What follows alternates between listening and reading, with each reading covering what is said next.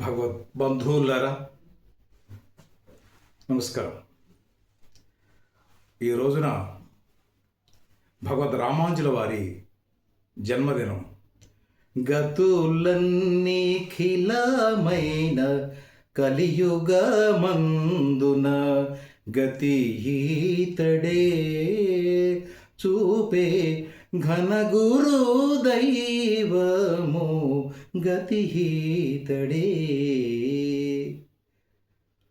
భారతదేశంలో భక్తి మార్గాన్ని అందించి మన అందరినీ సంస్కరించిన త్రిమాతాచార్యులలో శ్రీమద్ భగవద్ రామానుజుల వారు ఒకరు. నేడు వారి జన్మదినం సందర్భంగా వారికి సాష్టాంగ దండ ప్రమాణాలు సమర్పించుకుంటూ మన దేశంలో ఆదిశంకరాచార్యుల వారు, రామానుజాచార్యుల వారు, మధ్వాచార్యుల వారు ఈ ముగ్గురు మహనీయులు మన హైందవ జాతిని ధార్మిక మార్గంలో మనల్ని నడిపించి మనల్ని పవిత్రులుగా ఉత్తములుగా తయారు చేయడం కోసం వారు చేసిన సేవను మనం నిత్యం స్నానం చేసుకోవాలి. వారికి నిత్యం సాష్టాంగ దండ ప్రమాణాలు సమర్పించుకోవాలి. ఈ సందర్భంగా భగవద్ రామానుజుల వారి గురించి మనం తెలుసుకుందాం. సామాన్య శకం 1017లో జన్మించి 1137 అంటే 120 సంవత్సరాలు వారు జీవించారు. వారు జన్మించిన ప్రదేశం తమిళనాడులోని అత్యంత పవిత్రమైనటువంటి శ్రీపెరంబుదూర్ అనే గ్రామంలో. వారు ఒక గొప్ప సంస్కర్త, గొప్ప సామాన్యవాది, ప్రజావాది. మనకు కీడు జరిగినా పర్వాలేదు, తద్వారా ఎంతోమందికి మేలు జరిగినా పర్వాలేదు, మనం నరకానికి వెళ్ళినా పర్వాలేదు, మరందరూ పునీతులు కావాలి అంటూ ఒక సర్వమానవ సమానత్వ భావాన్ని, భక్తి భావాన్ని అందించిన వారిలో రామానుజాచార్య వారు అగ్రగణ్యులుగా ఉన్నారు.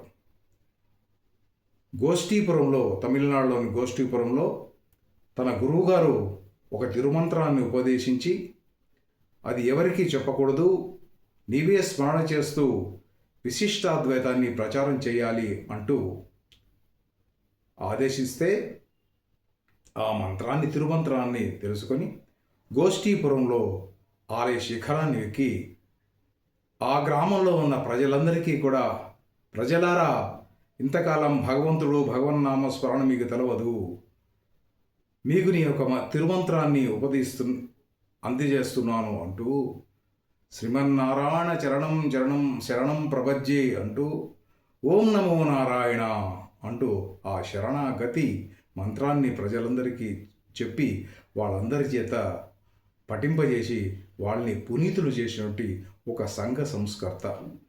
కుల మత వర్గ వర్ణ విభేదాలంటూ ఏమీ లేవు. భగవంతుడి ముందు అందరూ సమానులే. ప్రతి ఒక్కరూ కూడా ఆలయ ప్రవేశానికి అర్హులే. ప్రతి ఒక్కరూ కూడా భగవంతుని ఆరాధన చేయవచ్చు అంటున్నటువంటి గొప్ప నూతన సంస్కారాన్ని, సంస్కృతిని మన భారత జాతికి అందించినటువంటి మహనీయులు భగవద్ రామానుజుల వారు. అందుకనే ఈ రామానుజుల వారిని మనము గొప్ప విప్లవకారుడిగా మనం భావిస్తూ ఉంటాం. ఆధునిక కాలంలో ఈ రోజున మనకి 1009వ జన్మదినోత్సవం రామానుజాచార్యుల వారిది.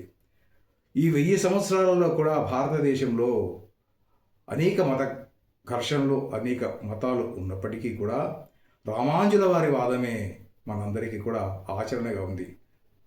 మహాత్మా గాంధీ కూడా రామానుజాచార్యుల వారి యొక్క సిద్ధాంతాన్ని, సర్వమానవ సమానత్వాన్ని తెలుసుకొని తను కూడా భారతదేశంలో ఈ కుల వర్గ వర్ణ విభేదాలు ఉండకూడదు అంటూ ప్రచారం చేశారు మహాత్మా గాంధీ.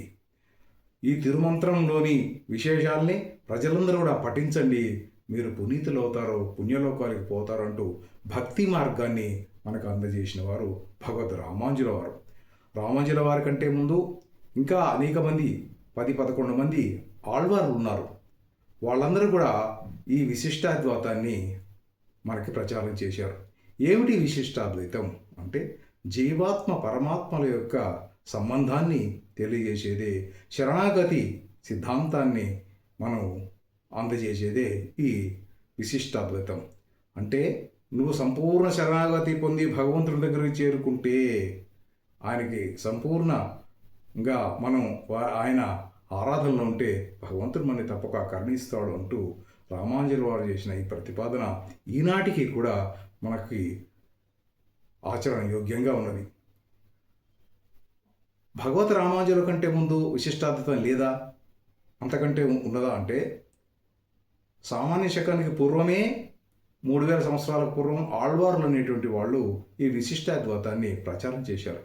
అయితే ఈ ఆళ్వార్లలో ఉన్నటువంటి 12 మంది ఆళ్వార్లు, వారిలో 11 మంది రామానుజుల వారి కంటే ముందు వారు కూడా అనేక కులానికి చెందినవాడు. వాళ్ళంతా బ్రాహ్మలు కాదు, వాళ్ళంతా వైష్ణవులు కాదు, వాళ్ళంతా కూడా అనేక సామాన్య కుటుంబాలు చేసేటువంటి వాళ్ళు.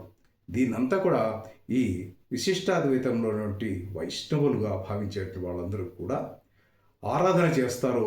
వాళ్ళందరూ ఏ కులం వారైనా కూడా వాళ్ళందరినీ కూడా వాళ్ళు నిత్యం ఆరాధిస్తుంటారు. వాళ్ళని భగవద్భక్తులుగా ఆరాధన చేస్తుంటారు. మనకి మార్గం చూపిన గురువులుగా ఈ ఆళ్వార్లందరినీ కూడా వారు ఏ కులమైనా సరే మనం వాళ్ళని ఆచరించే విధానాన్ని రామానుజాచార్యుల వారు సిద్ధాంతాన్ని పెట్టారు. ఇదే కాకుండా తిరుపతి వెంకటేశ్వర స్వామి వారి వద్ద కూడా ఆ ఆలయ దర్శనం ఏ విధంగా ఉండాలి, అక్కడ మర్యాదలు ఏ విధంగా ఉండాలి, అక్కడ ఉత్సవాలు ఏ విధంగా ఉండాలి, ప్రసాదాలు ఏ విధంగా ఉండాలి, ఆచార్యులు ఏ విధంగా ఉండాలి, భక్తులు ఏ విధంగా ఉండాలి, భక్తులకి ఏ వసతులు ఉండాలి అంటూ సర్వం సిద్ధం చేసినటువంటి దిట్టం అంటారు దాన్ని. ఒక పుస్తకంలో రాసి ఒక లడ్డూ తయారు చేయాలంటే ఎన్ని తులాల జీడిపప్పు వేయాలి, ఎన్ని తులాల మిశ్రీ వేయాలి, ఎన్ని తులాల జీడిపప్పు వేయాలి, బాదం వేయాలంటూ లెక్కతో రాసినటువంటి మహనీయుడు ఆయన. అంటే ఒక క్రమ పద్ధతిని, ఆలయ ప్రవేశాన్ని, ఆలయ మర్యాదల్ని నిర్దేశించిన వ్యక్తి భగవద్ రామానుజుల వారు. తురుష్కుల పాలనలో 1000 సంవత్సరంలో ముస్లిం దేశాల వాళ్ళు ఈ దేశం మీద దాడి చేసి భారత దేశంలో, దక్షిణ భారతదేశంలో ముఖ్యంగా ఆలయం ధ్వంసం చేస్తున్నప్పుడు ఆ భగవంతుని రక్షించడం కోసం ఊరూరా ఆ ఆలయాలలో, శ్రీరంగంలో కానీ, శ్రీవల్లిపుత్తూరులో కానీ, వరయూరులో కానీ ఆ స్వాములను రక్షించుకుంటూ మారువేషాలలో వెళ్ళి ఆయన ఆ విగ్రహాన్ని దాస్తూ ఈ హైందవ జాతీయ